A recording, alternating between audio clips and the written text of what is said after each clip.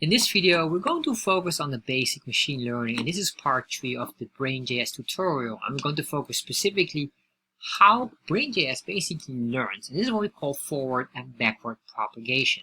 Alright, so let's start to work on creating something very basic. First of all, I have this basic HTML file, and here I have Brain.js ready loaded. So what I'm going to do here now is first of all create a brain. So I'm going to create a digital brain, or an artificial brain, that's the right term. There's a constant net, which is the brain. I'm going to say here new brain dot neural network, which is the command from Brain.js. So basically what we're now building is just the artificial brain here.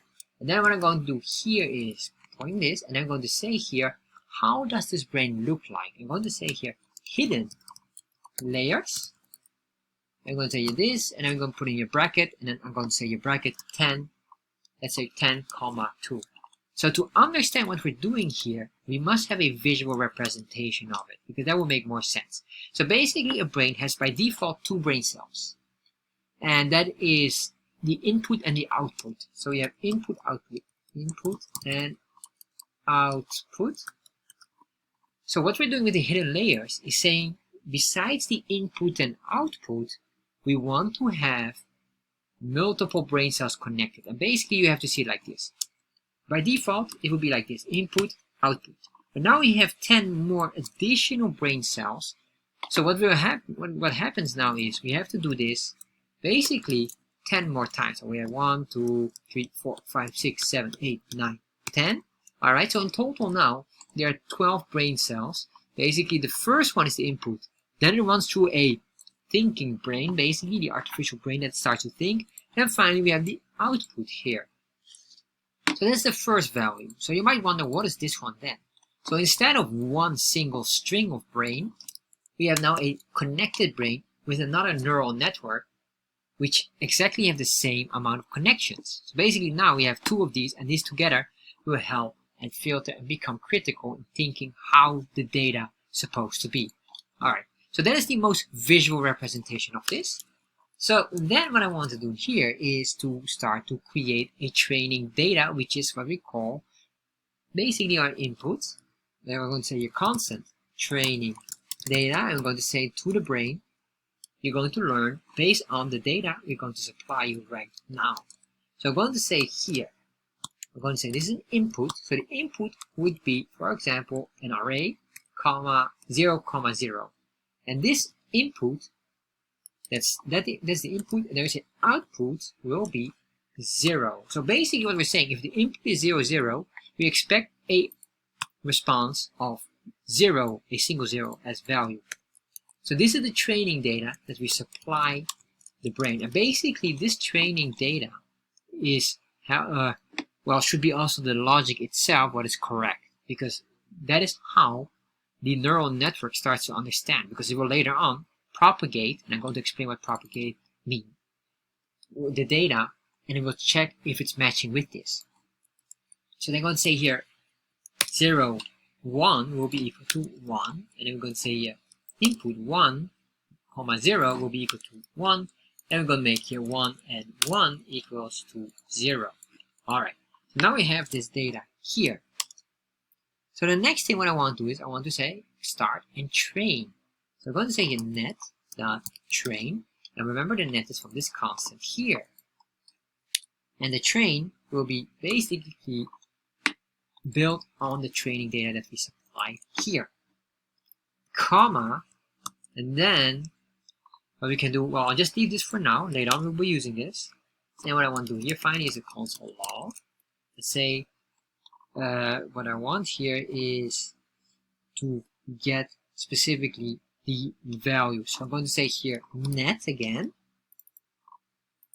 dot run, and then I'm going to indicate what is the value that we input. Let's say 0, 0.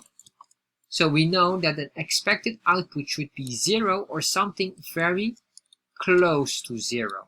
So it should be 0, maybe 0.1, 2 or something like that, something in that range. So let's see, if I save this, refresh, and then open up the developer tab here, I refresh here, and you can see it was loading, And then here we get an answer which is surprisingly quite high, 0.49. You would almost say 0.5. Although it's still correct, because let's be honest, if you would look at it, it's still not 0.5. It's 0. If it would be 0.5, we would not accept it. However, if you would round the numbers, it becomes 0.5. 0.5 is considered a value of 1 if you round it up. Alright, so the reason why this happens is basically it is propagating the data. And let me start to explain what propagation is. So basically it's this. You must imagine the following. Imagine you have a table in front of you and the lights are off, so you're not able to see an item on the table. So for example, you're looking for a book on the table. You place it somewhere, you don't know exactly where, and it's dark, so you can't see at all where the book is located. So what you will do is you will take your hand and move your hand in a zigzag formation at the left side and the right side, left side, right side, until you find the book. That's basically how it works. So with Brain.js, it is almost similar, but here we have what we call forward and backward propagation. So for Brain.js, the target or the goal is the book. It's somewhere on the table, and it needs to calculate where exactly on the table. But imagine for yourself, if you go first to the left corner of the table and it's not there.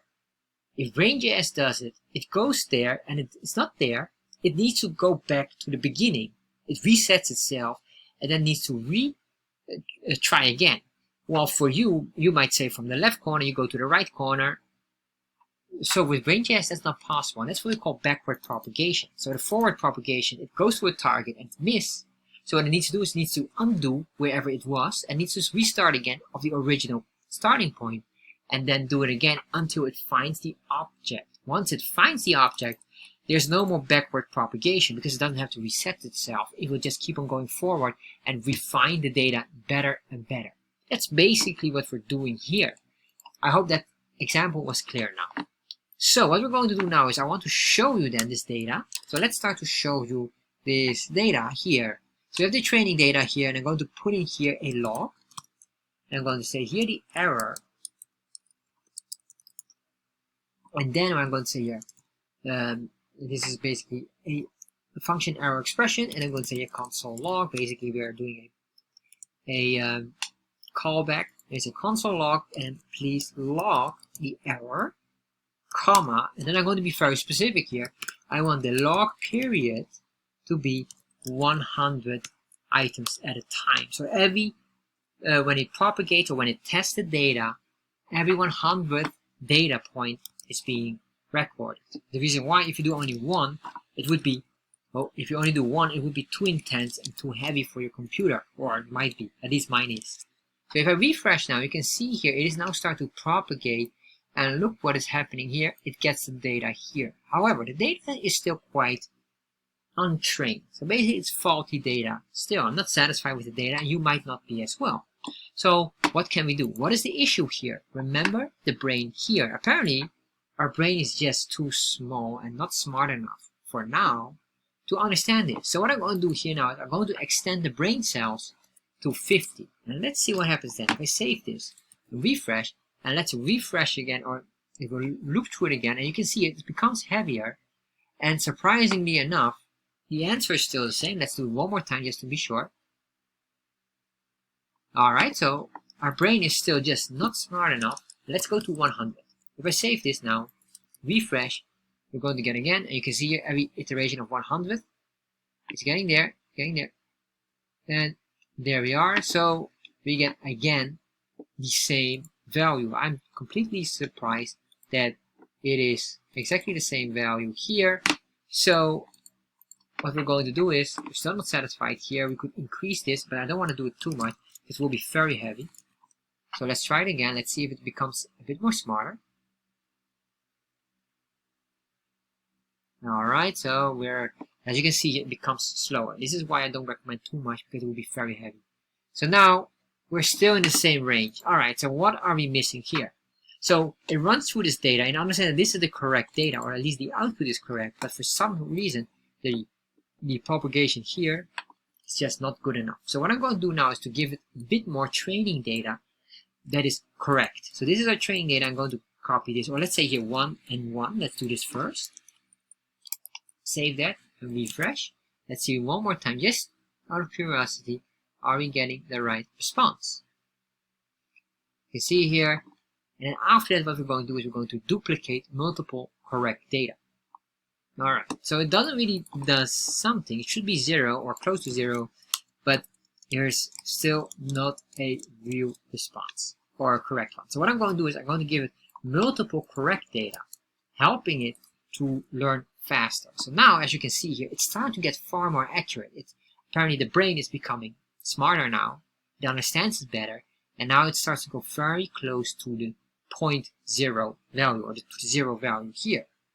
Let's see here, and as you can see, as we put in more data, it becomes heavier. So the training data increases the duration of the test, but also if you expand the brain as well. So that's why stay limited. And as you can see here now, the brain becomes finally smart enough to understand that you can see here the error is still quite high, and then the final response is 0.004, which is very, very close to 0. As you can see here, we were expecting a 0 response. So what I'm going to do now, just one more time, I'm going to do this, and then here I'm going to duplicate this only twice more. Alright, save that. We could expand this, but I want to reduce that. I don't want to expand that anymore. It will be too heavy anyway. So as we keep on going here, we will load again, and we're getting some data. We're seeing it here at 0.06. Alright, but we need to get after 20,000. So you can see there's in total of 20,000 iterations, and there might be even more, but we're not seeing them all. But I guess it just stops at a certain point. And there we are. We're getting now a 0.92, or we can sum this to or we can round it up to 0.93, and that is correct because we're expecting a 1 value. So we are very, very close to that. And that's the understanding of propagation, where you can see what it's doing here. It iterates it multiple times, and as well an understanding of the neural networks here.